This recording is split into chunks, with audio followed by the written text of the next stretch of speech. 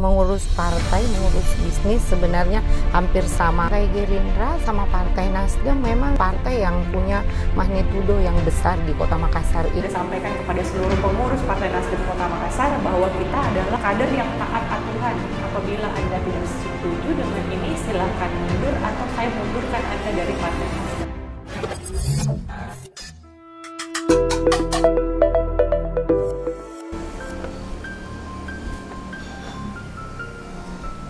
Assalamualaikum warahmatullahi wabarakatuh. Selamat siang teman Adama, kembali lagi di Adama Bicara Adama.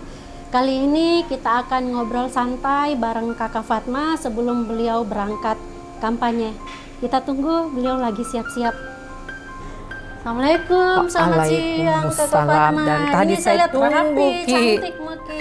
Dari tadi saya tunggu, Ki. Ini mau ke lokasi kampanye. Iya, Minta jadi waktu bagaimana? kita sedikit ngobrol-ngobrol di mobil saya. Tapi jam berapa mi sayang? Di mobil mau ikut, mau di mobil nah. Kemana lagi ini rencana titiknya? Bontoala. Oh, Bontoala. 5 lumayan titik sih, apa 6 jauh. titik ya hari ini? Aduh. Oke, sambil jalan menuju lokasi kampanye, ini mau ngobrol-ngobrol santai sama kita dulu. Apa sih? Lanjut lagi pembicaraan yang ngobrolnya? kemarin. Ikut kampanye nah 5 titik nah. Siap. Soal Nasdem dan kawan-kawan, soal partai politik, soal aktivitas selama berparpol. Kan kita ini pernah aktif di parpol sejak lama, pernah di P3, pernah di sekarang P3. kita di Nasdem. Kesan apa sih yang kita tangkap? Kakak Jadi, Fatma tangkap. Awal-awalnya saya berasumsi ikut partai politik itu banyak deh macam-macam ininya ya. Suara yang dikonotasikan di dunia politik itu seperti apa, tapi kenyataannya tidak, malah asik. Banyak teman gitu ya. Oh, itu yang utama, sebagai jaring nasional itu. Apa kiat-kiat ini supaya ini partai-partai yang mengusung, yang mendukung pasangan Dani Fatma ini bisa solid memenangkan Dani Fatma? Saya lihat kalau Partai Gerindra sama Partai Nasdem memang dua partai yang punya magnitudo yang besar di Kota Makassar ini. Yang pertama, Partai Nasdem kan pemenang pemilu kemarin, sampai bisa menjadi ketua DPRD kan. Lalu Partai Gerindra juga begitu. Pada saat Pilpres dia pemenang loh di Kota Makassar ini. Jadi saya melihat infrastruktur partainya juga memang lengkap sampai DPRT, sampai rantingnya itu. Jadi saya yakin ini suatu kekuatan untuk pasangan Adama. Ada kegiatan-kegiatan kreatif misalnya Pak yang dilakukan partai. Oh iya, semuanya kayak begitu. Kayak Gelora kemarin itu saya partai perempuan Gelora itu bikin kegiatan webinar tentang perempuan di masa pandemi ini. Begitu juga Partai Nasdem memang kegiatan-kegiatan sosialnya banyak. Begitu juga dari Partai Gerindra di MD-nya itu aktif ya. Iya. Ya. Kakak Fatma juga kan selain berpolitik juga ngurus bisnis ini. Maksudnya banyak karyawan yang di-manage. Menurut kita itu apa persamaannya ini antara berparpol dengan ngurus bisnis? Ada tidak? Jadi mengurus partai, mengurus bisnis sebenarnya hampir sama. Korelasinya itu adalah mengurus orang banyak. Nah, di perusahaan kan lebih ke manajemennya ya. Nah, kalau di partai saya melihat itu lebih ke sosialnya ya. Terus ini kan Publik Makassar ini lama rindu sama kepemimpinan yang merakyat, yang tidak berjarak sama warganya. Kira-kira insya Allah kalau Kakak Fatma diamanahkan terpilih menjadi Wakil Wali Kota Makassar, apa yang kita mau lakukan supaya tetap dekat sama warga, tidak berjarak? Ya memang sejatinya memilih pemimpin kan memilih pemimpin yang mau melayani, bukan yang dilayani. Saya mudah-mudahan berangkat dengan nawaitu yang baik.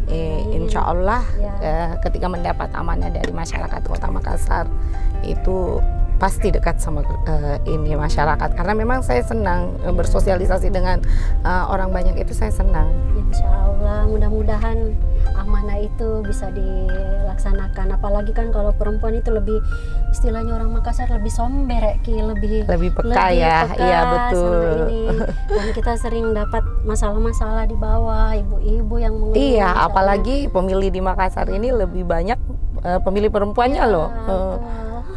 Biasanya kan perempuan, kalau sama perempuan lebih open kan, lebih terbuka kalau menyampaikan aspirasi Iya kebutuhannya. betul. Iya. Jadi jatuh-jatuhnya ujung-ujungnya curhat deh. Ya, apalagi sebentar ini di Bontoala pastikan banyak ibu-ibu ini yang sudah tunggu Ki. Oh iya, itu yang bikin semangat. Biasanya kalau titik pertama saya masih belum perhatikan dulu jadwalnya nanti nih sampai titik kelima, titik keenam kemana saja. Tapi kalau pas sudah ketemu dengan ibu-ibu yang aduh heboh deh, udah deh makin semangat deh.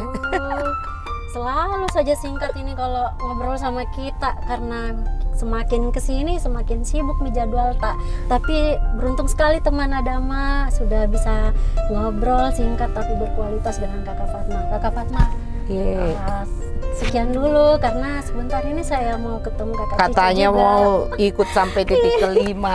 Nanti setelah ketemu Kakak Cicu nanti merapat ke lokasi kampanye. Oke. Terima kasih banyak.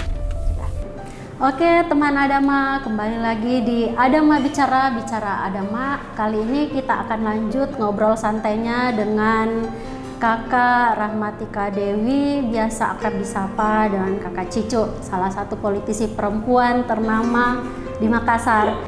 Bicara tentang perempuan, masalah perempuan, permasalahan krusial yang ditemukan di saat sosialisasi itu apa?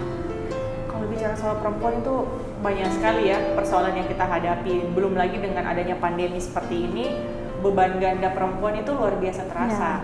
Sehingga memang kendala-kendala di lapangan, persoalan-persoalan perempuan itu sangat banyak. Mulai dari kesehatan, kemudian persoalan ekonomi, terus kemudian hari ini banyak sekali perempuan yang akhirnya harus ikut membantu menopang perekonomian keluarga. Itu banyak sekali persoalan yang kita temui di lapangan, dan ini semua harus kita carikan solusi, dan kita berharap dengan ada hadirnya Ibu Fatma di tengah-tengah kontestasi ini, dan insya Allah bisa memenangkan Pilwali ini, bisa memberikan angin segar kepada kaum perempuan di Kota Makassar.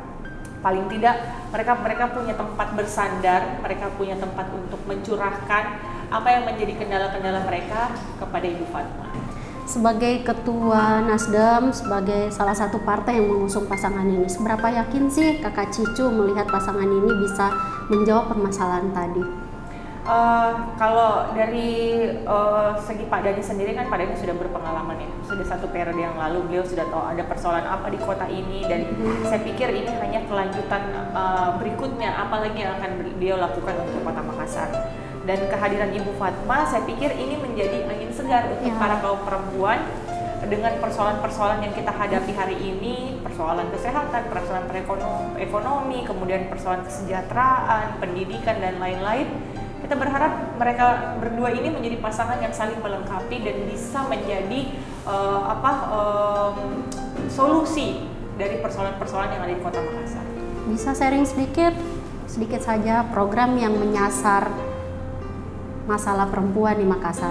Iya, jadi salah satunya adalah nanti akan ada 1.000 beasiswa untuk anak lorong. Nah, kalau kita bicara soal pendidikan, ya dekat sekali dengan perempuan, karena kan seorang ibu kan mau tidak mau harus mengurus sekolahnya anak-anaknya, sehingga dengan adanya beasiswa ini pasti akan lebih meringankan perekonomian keluarga.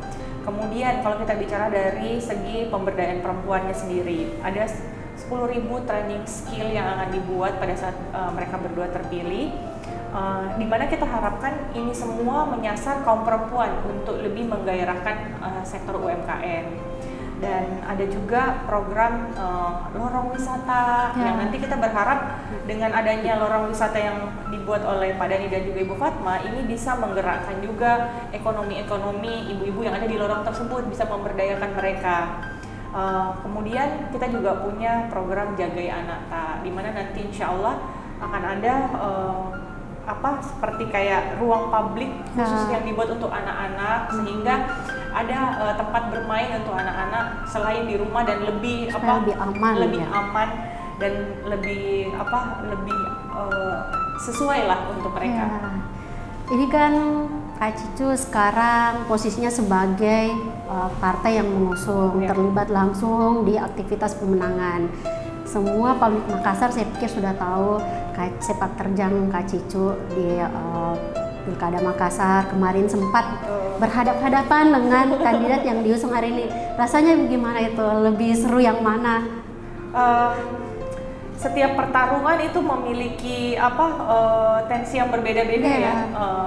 Kalau yang dulu mungkin kita tidak terlalu tensinya agak panas karena kan memang hanya sedikit kontestan, sehingga memang antara kandidat dan juga antara tim relawan itu jauh lebih berhadap-hadapan secara langsung.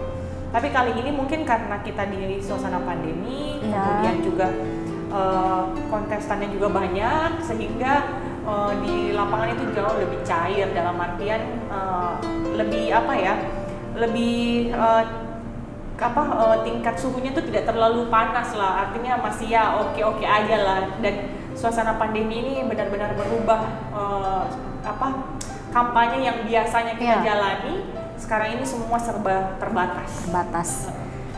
Sebagai Ketua Nasdem Makassar, ini banyak dialami partai-partai pengusung, khususnya Nasdem, apalagi melihat jejak rekam Nasdem yang kemarin, misalnya dengan hari ini, banyak yang menyaksikan apa betul partai ini bergerak untuk memenangkan pasangan ini.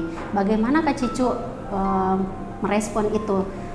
Mungkin ada interest kader yang berbeda dengan usungan partai. Kak Cicu merespon itu seperti apa?